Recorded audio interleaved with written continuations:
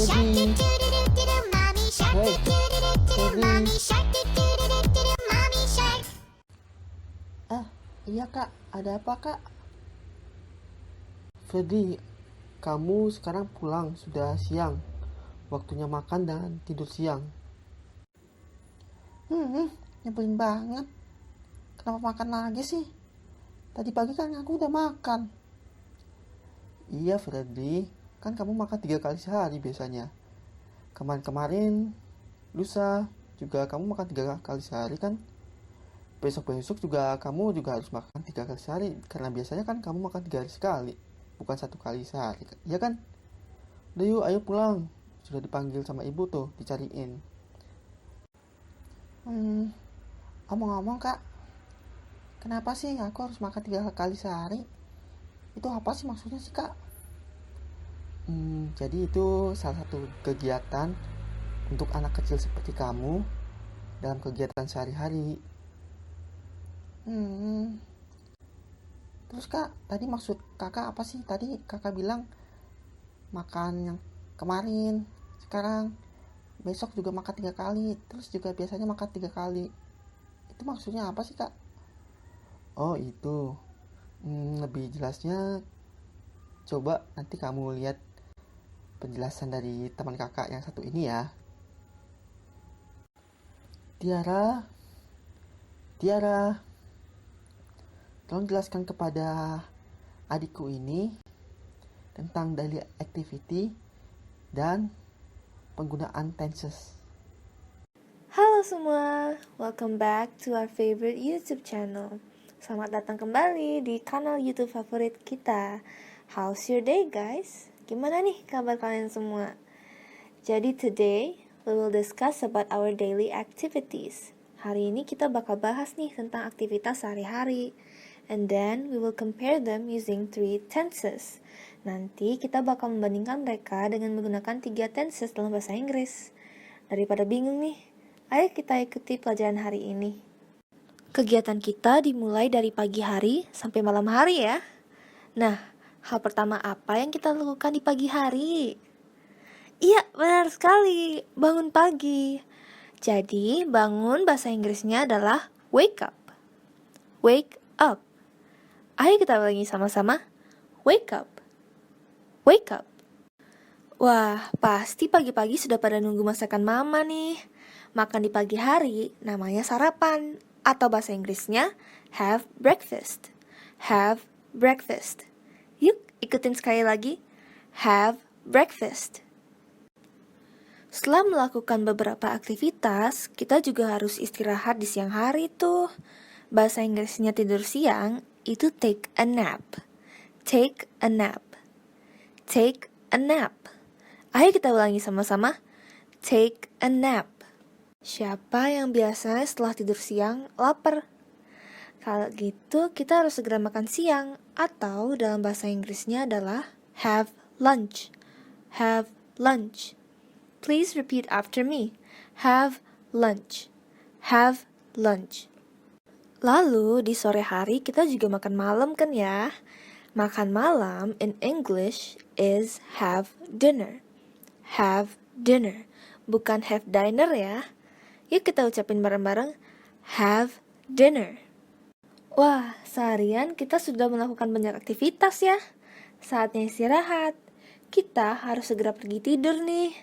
Bahasa Inggrisnya tidur adalah go to bed. Go to bed. Ayo kita ulangi sama-sama. Go to bed.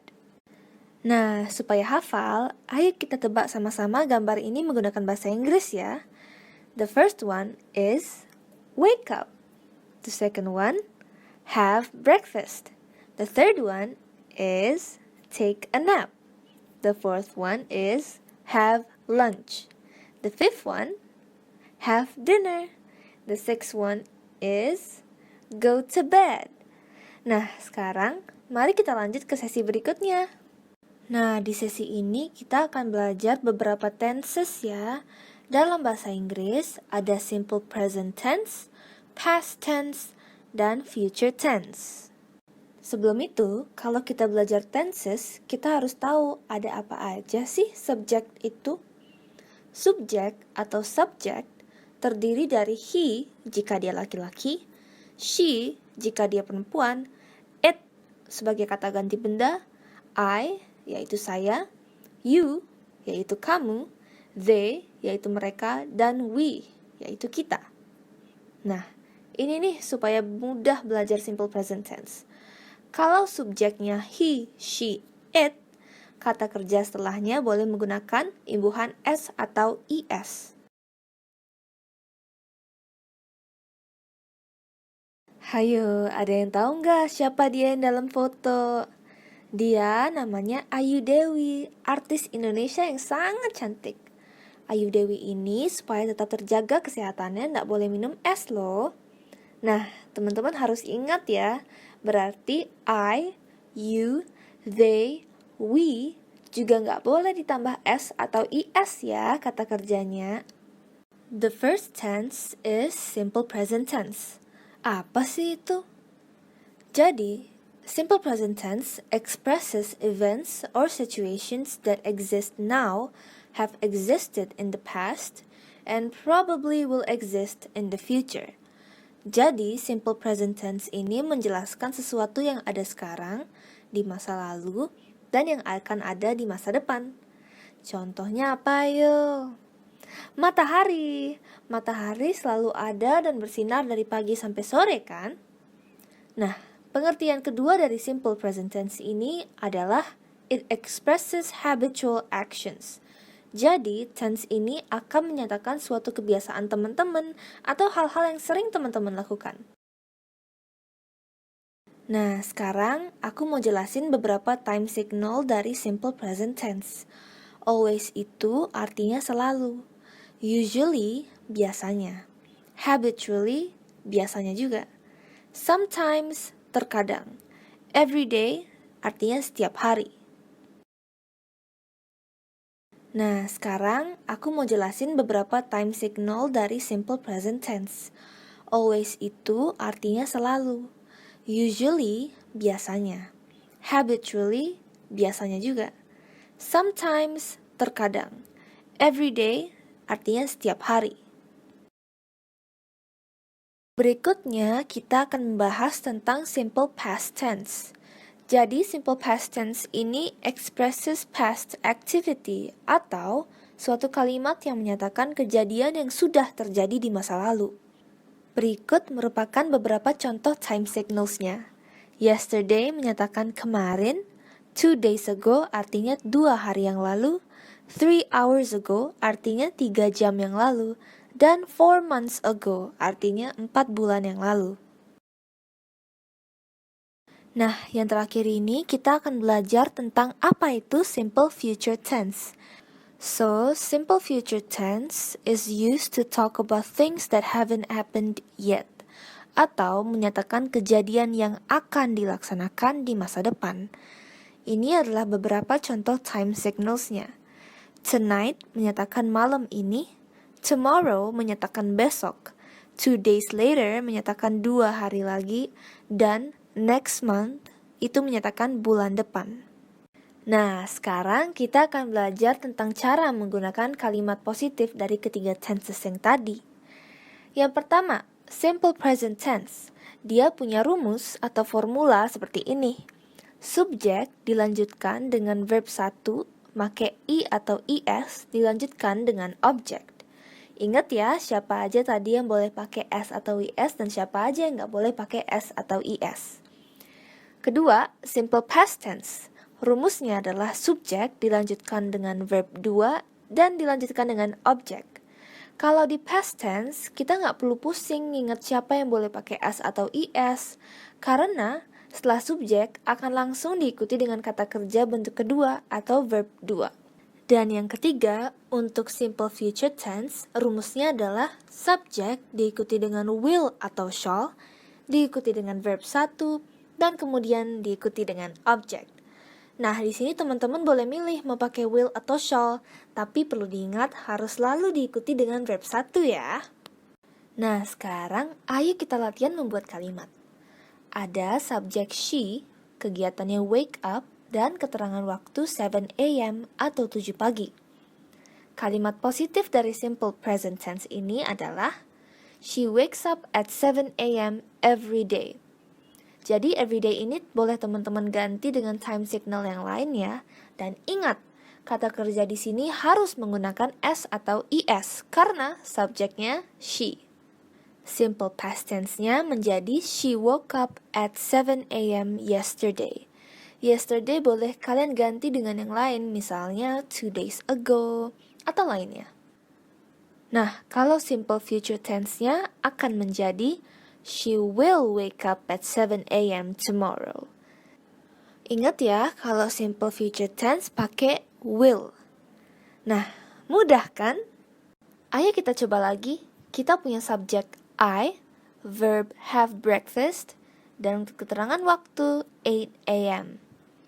Nah, berarti bentuk simple present-nya menjadi I have breakfast at 8 a.m. every morning. Tidak diikuti verb I atau IS ya, karena subjeknya adalah I. Ingat Ayu Dewi. Simple past-nya gimana yuk? I had breakfast at 8 a.m. 2 days ago. Have, verb 2-nya adalah had. Nah, di simple future ini kita coba pakai shall ya. Jadinya, I shall have breakfast at 8 a.m. 2 days later. Semua time signals-nya boleh teman-teman ganti sesuai kondisi masing-masing ya. Nah, kali ini kita akan amati bentuk negatif dari masing-masing tense ini ya. Untuk simple present, rumusnya adalah subjek dilanjutkan dengan do atau does not. Catatan, do untuk Ayu Dewi dan does untuk he, she, it. Kemudian dilanjutkan dengan verb 1 dan object. Kalau simple past, rumusnya menjadi subjek dilanjutkan dengan did not, dilanjutkan dengan verb 1, dilanjutkan dengan object. Dan simple future tense, rumusnya menjadi subjek dilanjutkan dengan will atau shall not, dilanjutkan dengan verb 1 dan kemudian object. Kalau negatif, jangan lupa tambahkan not ya. Ayo kita latihan soal. Subjeknya adalah he, kerjaannya adalah take a nap, dan keterangan waktunya 12 p.m. atau 12 siang. Simple present-nya menjadi he always does not take a nap at 12 p.m. Simple past-nya menjadi 2 days ago, he did not take a nap at 12 p.m. Simple future-nya menjadi 3 days later, she shall not take a nap at 12 p.m. Lagi-lagi ya teman-teman, time signals bisa disesuaikan ya. Letaknya juga nggak harus di belakang kok. Dia juga bisa di depan. Ayo kita latihan yang kedua kali. Subjeknya they, kata kerjanya have lunch, keterangannya at 1 p.m. Untuk simple present, kalimatnya adalah they do not have lunch at 1 p.m. every morning. Simple past-nya, they did not have lunch at 1 p.m. a month ago. Dan simple future-nya, I will not have lunch at 1 p.m. next month. Oke, sekarang kita akan belajar tentang interrogative sentence atau kalimat tanya. Untuk simple present tense, formulanya adalah do atau does di depan, kemudian dilanjutkan dengan subject, dilanjutkan dengan verb 1, dan kemudian object. Jangan lupa question mark atau tanda tanyanya ya. Kemudian untuk simple past tense, rumusnya adalah did, kemudian lanjutkan dengan subject, kemudian verb 1, kemudian object, dan tanda tanya. Untuk simple future tense, rumusnya adalah will atau shall, kemudian dilanjutkan dengan subject, kemudian verb 1, object, dan terakhir tanda tanya. Nah, intinya, kata did, do atau does, will atau shall pada kalimat interrogatif itu dipindah ke depan ya. Ayo biar pinter, kita latihan soal lagi ya. Jadi subjeknya Doni, kata kerjanya have dinner, keterangannya at 6 p.m. Doni itu di sini kita mau ngomongin dia laki-laki ya. Berarti kalau simple present tense-nya menjadi does Doni have dinner at 6 p.m.? Nah, simple past-nya akan menjadi did Doni have dinner at 6 p.m.? Dan simple future tense akan menjadi will Doni have dinner at 6 p.m.? Jadi semua verb atau kata kerja ini diubah ke bentuk pertama ya. Kemudian jangan bingung bila nggak ada time signals, artinya akan tetap sama kok. Nah, latihan soal terakhir nih. Subjeknya ada 2, Sarah and Annie. Verbnya atau kata kerja go to bed dan ketenangan waktunya adalah at 9 p.m. Sarah and Annie ini kan artinya 2 orang ya. Maka subjeknya tidak diikuti verb 1 dengan imbuhan s atau is. Maka simple present tense-nya akan menjadi do Sarah and Annie go to bed at 9 every night? Simple past menjadi did Sarah and Annie go to bed at 9 p.m. a night ago? Simple future menjadi will Sarah and Annie go to bed at 9 p.m. tonight?